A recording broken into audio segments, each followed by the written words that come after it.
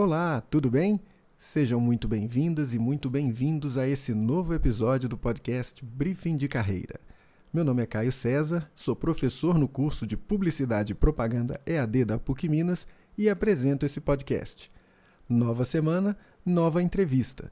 Dessa vez com uma profissional que já circulou por diferentes áreas da publicidade e desenvolveu uma carreira bastante interessante. Eu sou a Marina Camelo, eu sou publicitária, formada em 1999. Hoje, continuo sendo redatora publicitária, ainda me considero uma publicitária no meio digital. Também estou à frente do ecossistema Produtos que Vendem, que é uma mentoria que hoje eu mentoro mais de 100 pessoas a criar o primeiro produto digital. O lado da agência, eu também estive à frente da agência Great. Hoje, eu toco menos projetos pela agência e estou mais dedicada à mentoria. E daqui para frente, eu entendi que para poder continuar como uma boa publicitária, eu teria que ensinar o que eu faço para mais pessoas. Então, no fundo, hoje eu também sou professora. Eu conheço a Marina há muito tempo. É uma profissional com muito conhecimento e bastante talento. A gente bateu um longo papo sobre o que ela anda fazendo hoje, o que ela já fez e o que é necessário saber para desenvolver uma carreira na criação publicitária, mais ou menos do jeito que ela fez. As respostas da Marina me ajudaram a compreender um pouco mais sobre o que é fazer publicidade em 2026. Então, vamos para a conversa?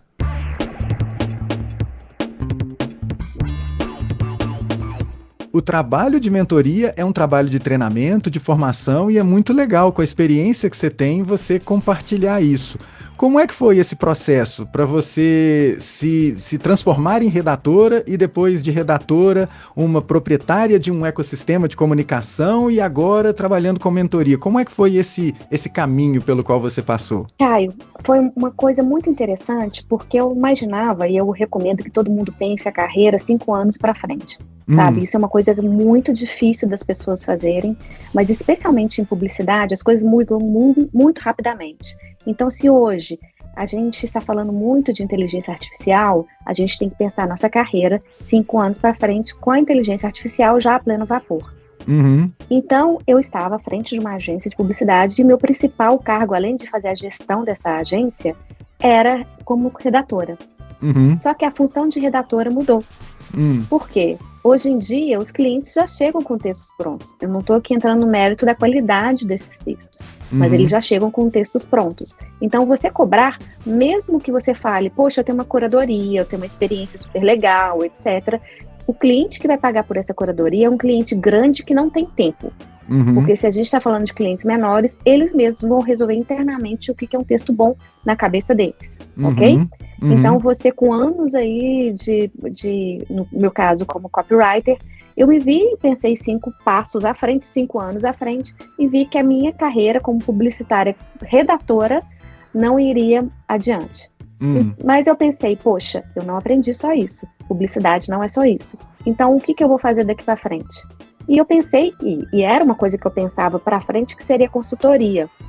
Só que aí eu resolvi antecipar e fazer isso agora, do que está valendo a pena agora, que é dar consultoria, mentoria, porque isso, em tempos de inteligência artificial, é a coisa mais valiosa que tem.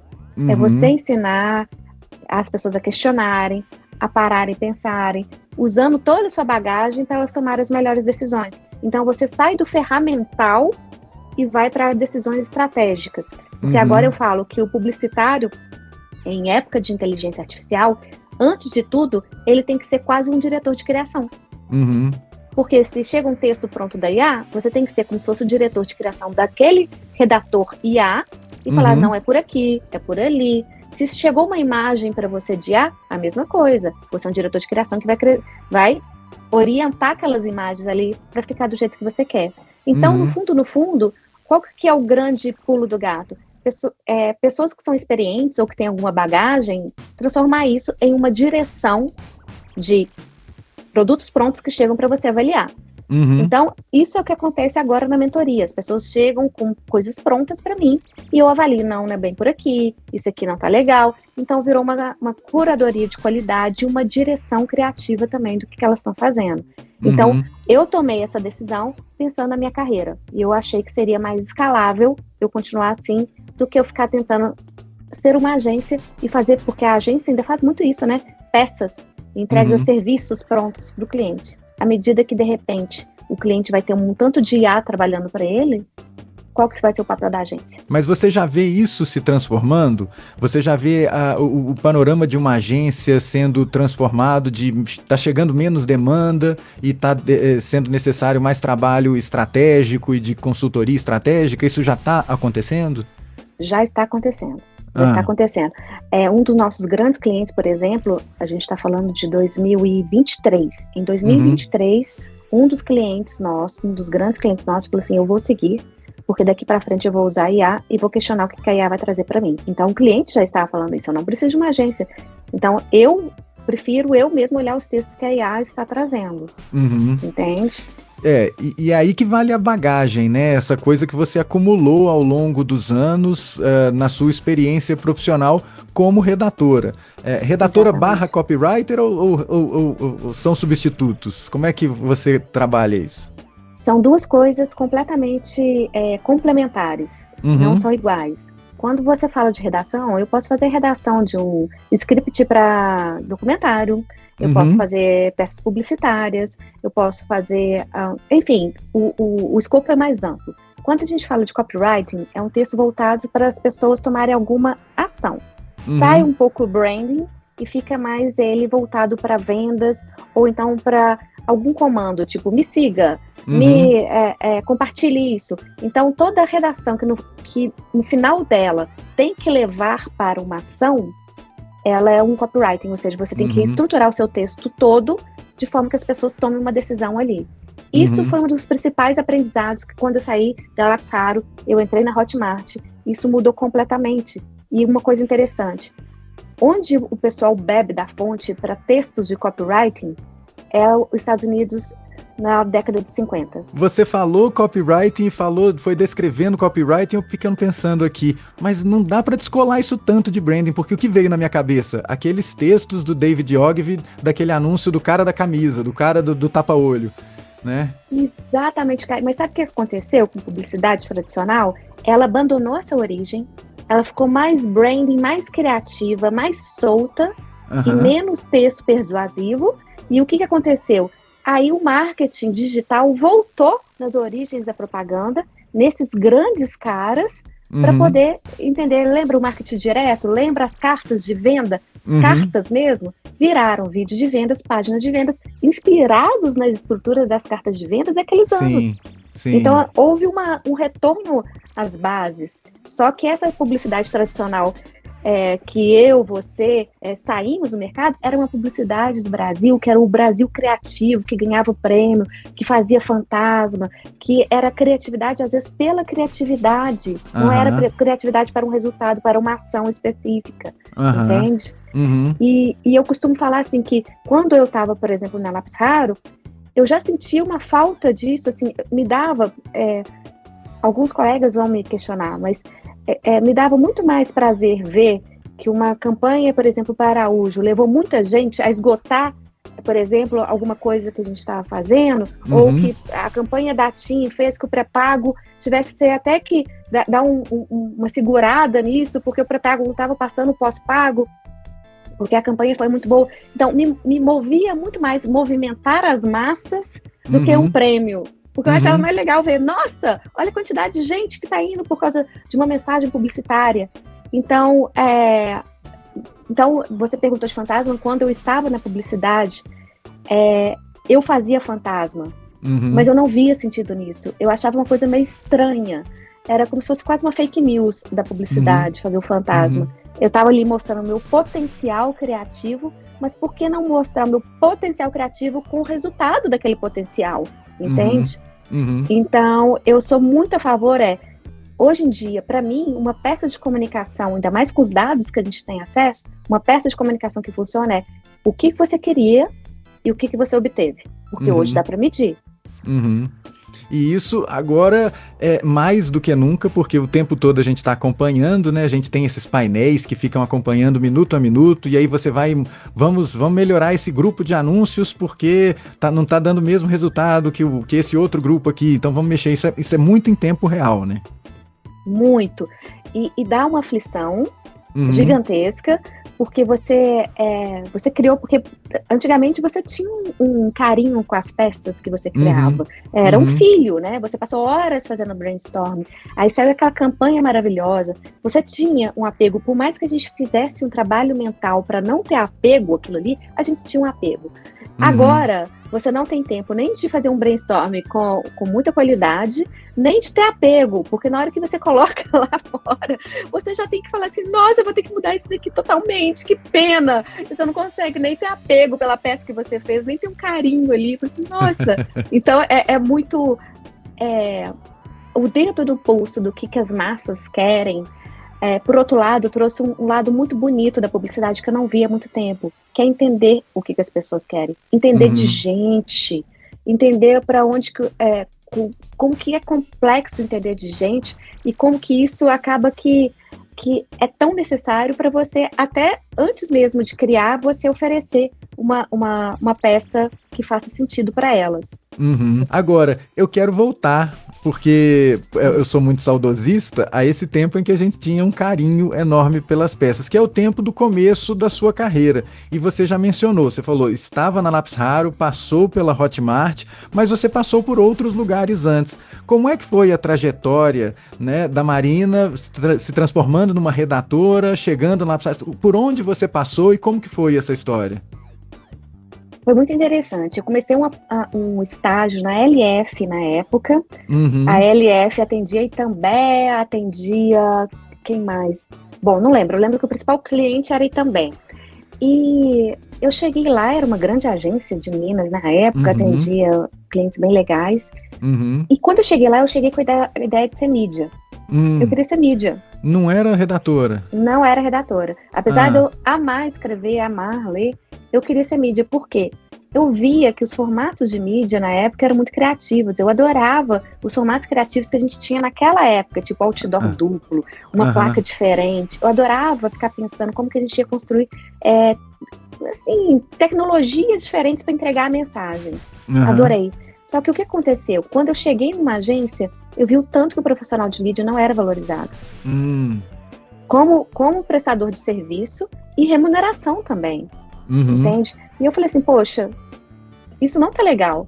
E aí eu comecei a falar assim, para que área que eu vou? E aí, qual que era a área mais valorizada dentro de uma agência? E que eu acho um erro, tá, Caio? Assim, era uma aberração na época, mas era só criativo que era valorizado dentro de uma agência. Sim. Então eu falei assim, eu quero fazer estágio ali. E aí eu fui para lá. E eu adorava design. Adorava design, direção de arte, etc. Eu me via muito mais lá do que em texto. Porque eu sou muito visual. Só que eu tinha a barreira da ferramenta. Eu tinha a barreira que tinha que aprender o CorelDRAW. Era CorelDRAW na época. Meados para o final dos anos 1990 aí. Exatamente. E lá era muito mais difícil aprender você ser um diretor de arte, porque pensa, não tinha... para achar uma imagem, você tinha que ficar folheando livros, achar um livro, escanear aquela imagem, tratar no CorelDRAW, que era uma ferramenta que era difícil de você aprender, para você, então, começar a aplicar aquilo ali que você queria. Então, a barreira de entrada para você ser um diretor de arte, por exemplo, era muito grande para mim. Então, eu falei assim, qualquer outra coisa mais legal, a redação.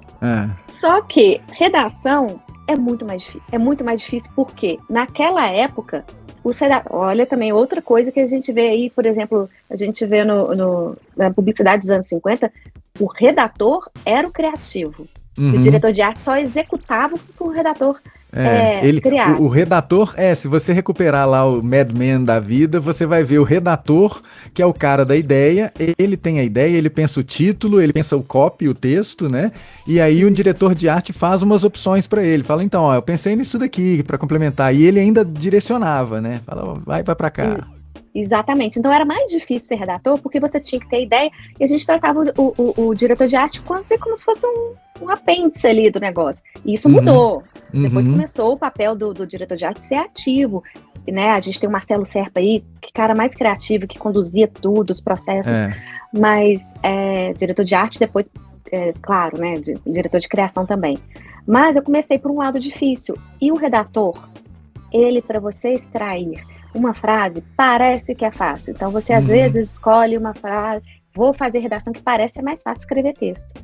Tá, mas na época, o nível, pelo menos do mercado na época, para ser um bom redator, era um nível, assim, inacreditável.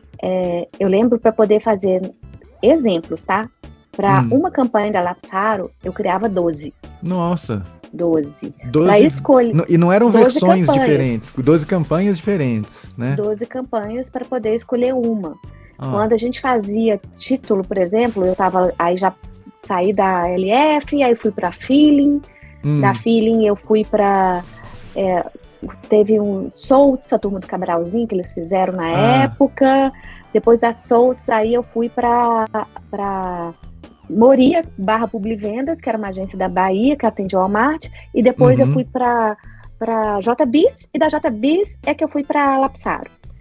E aí, quando saí quando eu, por exemplo, entrei na JBiz, eu poder fazer título, né? Headline, tem gente que fala com headline. Eu fazia 10 páginas para poder chegar a 3 títulos. E não são variações. Eram 10 páginas de ideias, conceitos diferentes para você chegar. E aí o diretor de criação na época era o Valdemar França. Ele escolhia lá 3, 5 títulos. E aí sim eu ia trabalhar na formatação desse título. Então, às vezes, a formatação desse título podia ser mais soltinha, podia ter alguma variação de frase, podia ser uma pergunta em vez de uma afirmação. Ou seja, além de eu fazer 10 páginas de título, eu tinha que pegar aquele título e trabalhar 1 ou 2 páginas da melhor formulação daquela frase. Ou seja, você vê que é um trabalho muito de artesão. Sim. Né, para poder fazer. E aí você depois tinha o texto, aí você tinha as ideias de comercial, as ideias de rádio, ou seja, eu achei que era uma mamata e na hora H eu vi onde é que eu estava me metendo. E para poder chegar numa Lapsaro da vida, que era referência do mercado, eu achei que eu ia formar e eu ia chegar lá na Laps. E nada, eu só consegui realizar meu sonho de trabalhar na Lapsaro depois de muitos anos de carreira. Muitos anos. E lá eu trabalhei 6 anos lá. E lá a Carla Madeira, a Cris, né? E a Marcinha foram mulheres que eu senti elas me forjando como redatora mesmo. Porque quando eu cheguei com essa bagagem lá na Lapsaro, o que elas me mostraram era o seguinte: tá, mas esse texto ainda não tá pegando na veia das pessoas. Tá faltando uma emoção que, de repente, não é só criatividade pela criatividade. É criatividade, agora soma você realmente pegar esse consumidor e fazer ele encantar. Aí era outro nível. Aí virou um degrau a mais. Então, de redação, né? Então, a gente tá falando de tudo na unha. Então, como é que você fazia, por exemplo, filmes que não eram só filmes criativos, mas filmes que, de alguma forma, iam lá fundo no coração das pessoas e traziam alguma mensagem memorável para elas. Foi quando eu aprendi branding de verdade. Porque para mim o branding ele tem muito a ver com o coração. Ele trabalha muito o coração. Aí quando a gente está falando de peças mais racionais, eu estou falando mais de venda. Certo. Peças que às vezes justificam razão. Você vai buscar no branding para você trazer a emoção. As pessoas compram pela emoção e justificam pela razão. Então, a venda, ela pega o que você já definiu no branding, de emoção, e pega os argumentos racionais que vão fazer a pessoa tomar uma decisão. Exemplo, você não vai comprar Nike porque é um tênis de couro branco, certo? Você vai trazer todo o branding da Nike, que faz você decidir pela emoção aquela marca, e aí, se você quiser usar a razão para vender, você vai falar que ela está com uma promoção. Compre um, leve 2. Ou você vai falar que aquele tênis faz você correr 5 milissegundos mais rápido que o seu adversário. Aí é o racional. Mas tem marcas que vendem só pela emoção, nem precisa do racional para vender. Mas não existe uma boa venda sem o branding, o emocional bem resolvido. Agora já é a mentora falando, né? Esse processo que eu achei fascinante você contando, de que a redação não foi uma primeira escolha, a redação ela veio, queria mídia, aí na mídia não era legal, criatividade, vamos trabalhar com criação. dentro da criação, a redação é o que está mais perto. E aí, como é que foi esse processo para você? Você falou que você viu as profissionais da Lápis te ajudando a se formar ali, lapidar uma redatora. Como é que foi esse processo? O que você aprendeu para falar assim, eu sei redação publicitária? O que é que você lê bastante, eu imagino, mas o que mais? Entender de gente. Pensar no quem está do outro lado tão profundamente, que é como se você estivesse escrevendo, como se conhecesse essa pessoa há 20 anos.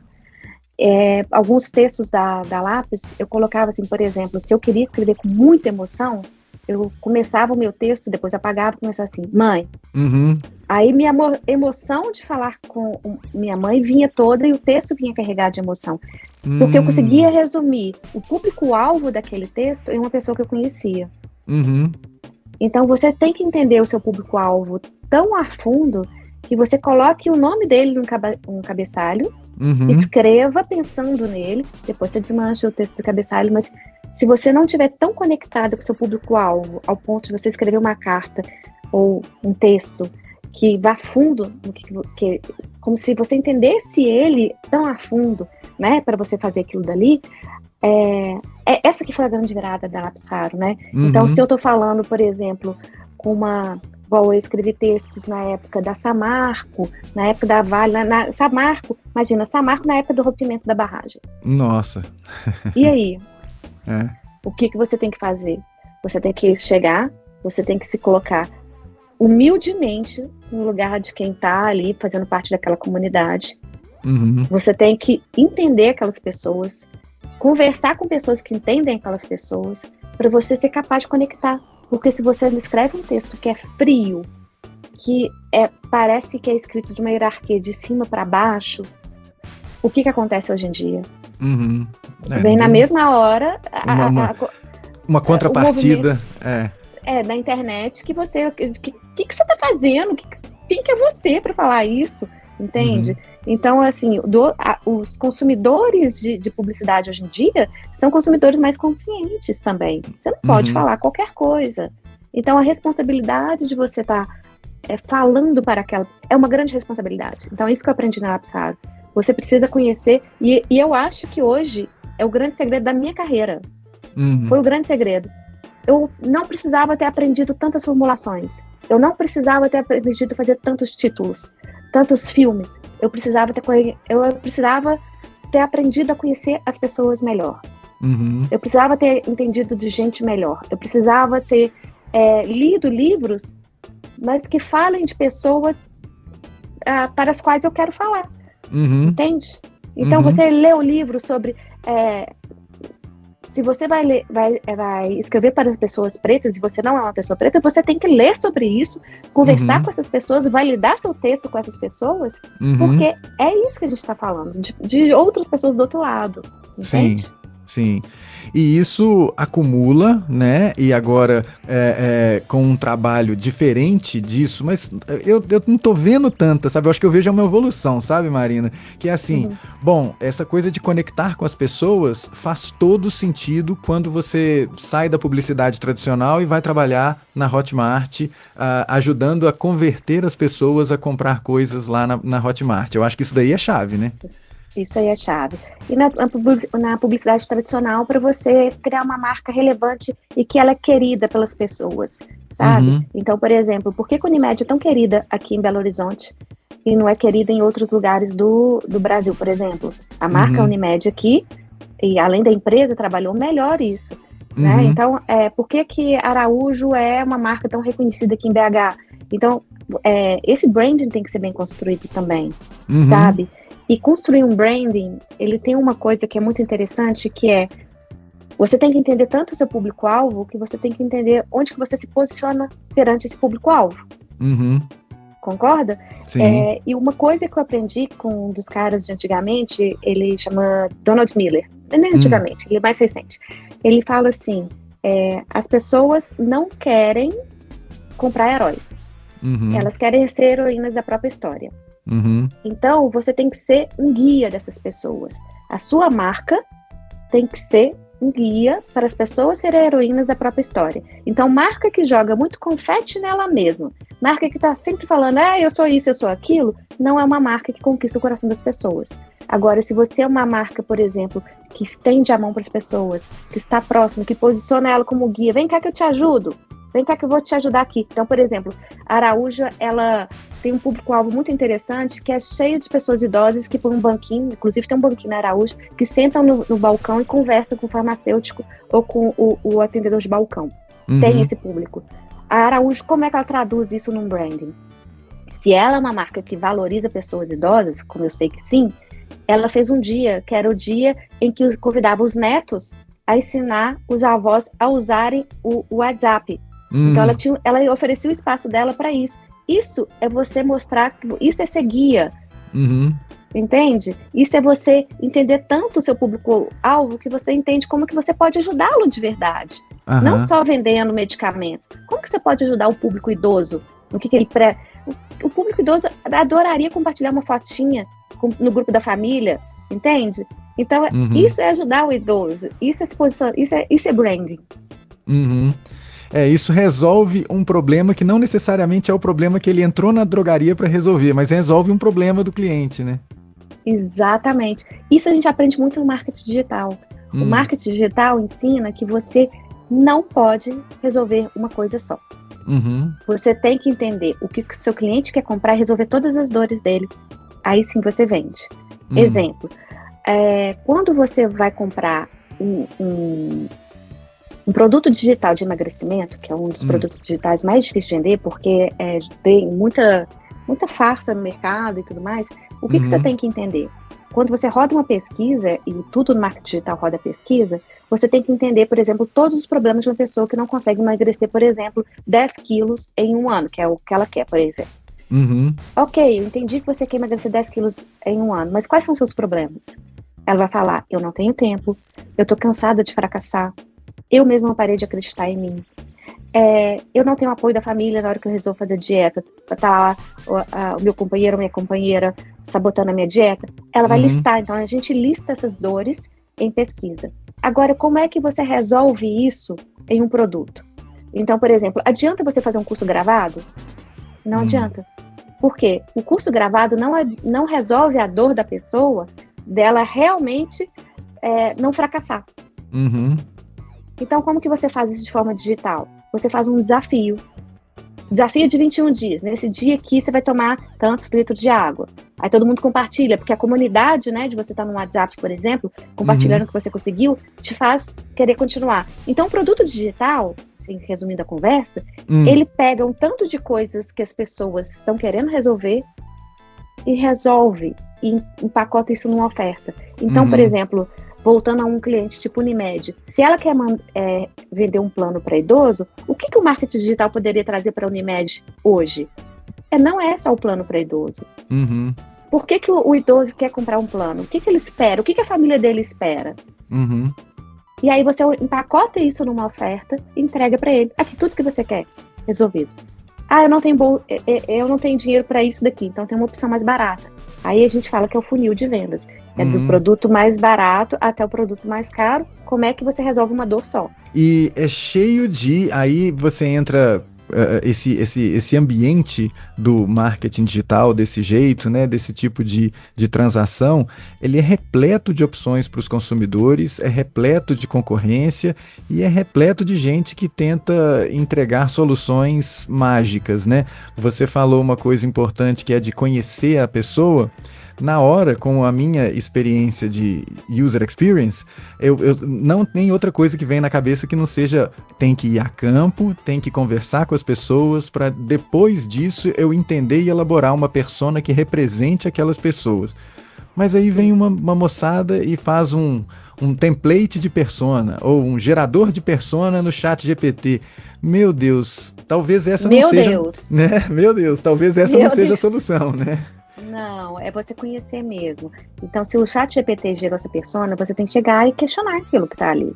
Entende? Por exemplo, no nosso trabalho, a gente ensina as pessoas a fazer pesquisa e que tipo de pesquisa que você tem que fazer e que tipo de pergunta. Exemplo, você não pode perguntar só para as pessoas quais os desafios que elas enfrentam hoje ao emagrecer 9 quilos, por exemplo. Você tem que perguntar quais desafios você enfrenta e por quais desses desafios você gostaria de pagar para resolver. Porque talvez, vamos supor que a grande maioria fale que o maior desafio delas é o apoio em casa. Mas ela não quer pagar para resolver aquilo, porque ela acha que você com produto digital não vai resolver isso. Mas ela quer que você faça um desafio de 21 dias lá. Aí sim. Entende? Então, até o tipo de pergunta que você faz te ajuda a desenhar o seu cliente dos sonhos, que a gente fala. Então, precisa conhecer muito. Você falou do marketing digital, tá cheio de promessas falsas. Cara, Caio, eu tava pensando muito sobre isso. Eu tenho algumas coisas importantes para falar sobre isso. Primeiro, marketing digital dá mais visibilidade que uma coisa que sempre aconteceu. Sim. Quantas promessas falsas a publicidade tradicional fez? Inclusive usando corpo de mulher. O Marlboro, por exemplo, o cara da Marlboro não era um cara super saudável? Que fumava? Então, a publicidade, ela tem esse problema. Que a gente precisa encarar diferente. Entende? O digital, ele é um catalisador, né? Ele acelera um monte de coisa, então você vê num volume maior, porque eventualmente tinha a galera que vendia a solução milagrosa e que não era campanhas de político. Desde quando campanha de político é verdadeira? A gente fala aí que tá cheia de campanhas políticos desde Brasil, República do começo, que são campanhas falsas. Então a gente está falando de ética da publicidade. Então não é só um problema do marketing digital. A gente está falando de ética de pessoas. E aí tem agências grandes que fazem trabalhos antiéticos e trabalhos éticos. Tem agências pequenas que fazem trabalhos éticos e antiéticos. E tem o marketing digital que faz trabalhos éticos e antiéticos. Então aqui passa você é um profissional de publicidade, você está fazendo uma coisa ética? Entende? E aí tem uma outra coisa que eu estava até conversando com os meus mentorados. Por exemplo, vamos supor que você tenha um produto digital que vai ensinar você a usar Excel em 3 meses, certo? Aí a pessoa, você vai dar aula todos os dias, a pessoa vai aprender, ela vai saber Excel nível tal aquele dia. Acontece que, aí vamos supor que aí 20, 30% dos meus alunos conseguem fazer isso e os outros 70% não conseguem. Como que deve ser a minha promessa? Como que deve ser o meu argumento de venda? Eu falo que as pessoas conseguem ou eu falo que as pessoas não conseguem? Até que ponto é ético falar que as pessoas conseguem? Isso é uma discussão que é ótima. Ou que só 30% consegue, né? Exatamente. Então, isso tem que vir uma reflexão da publicidade. E da publicidade como um todo. Da publicidade como um todo. Porque se fosse todo mundo só no marketing digital fazendo promessa falsa, tudo bem, mas não é.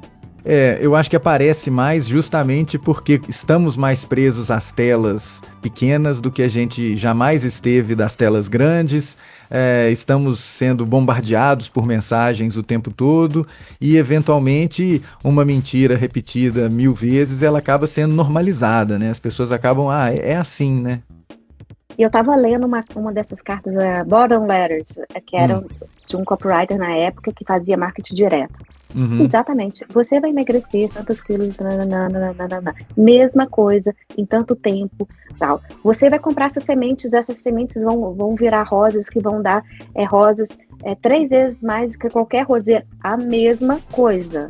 Então a gente está falando de uma técnica de venda persuasiva que tem aí anos sendo aplicada e que o marketing digital colocou uma lupa gigantesca em cima. Então, eu sou a primeira a levantar e perguntar, estamos falando uma promessa que é verdadeira? Estamos realmente falando? Até que ponto que essa promessa faz cumpre o que ela promete mesmo, sabe? Então, isso não tem como ser de outra maneira, senão a gente passar pelo lado ético. Certo.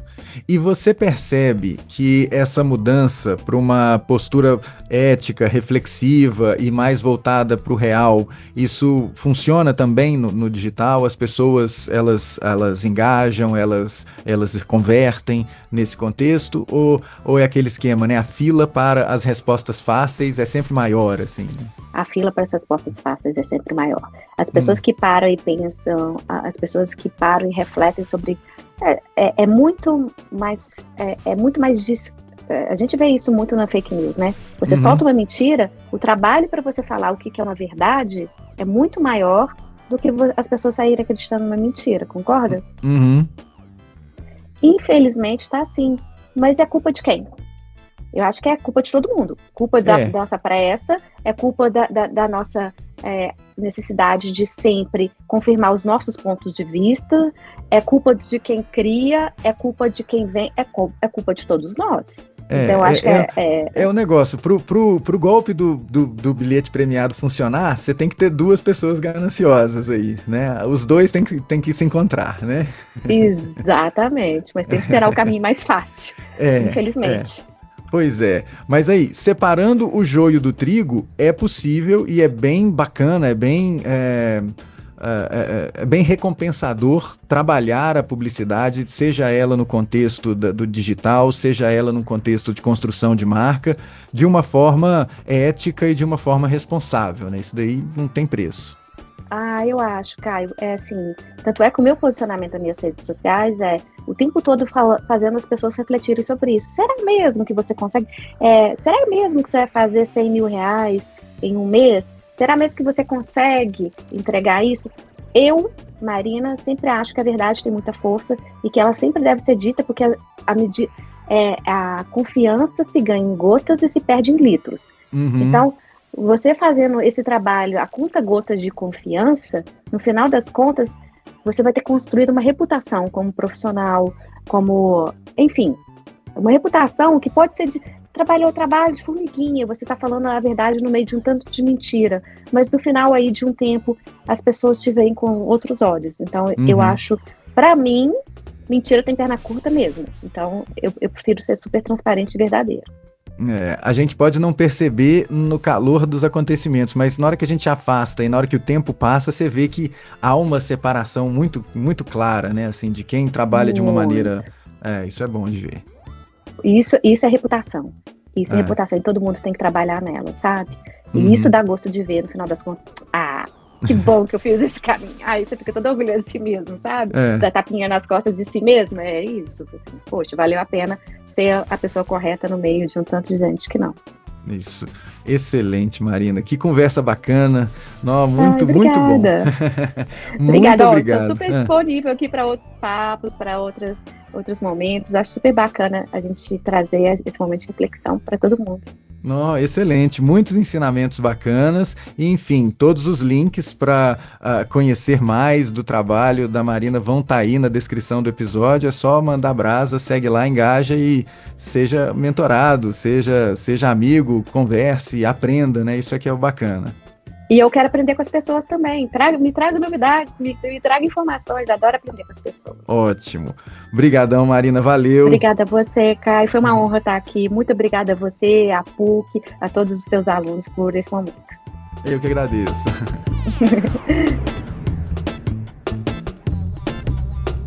E aí, curtiu? Eu achei a conversa muito legal. Aquela dica para escrever com emoção é matadora, né?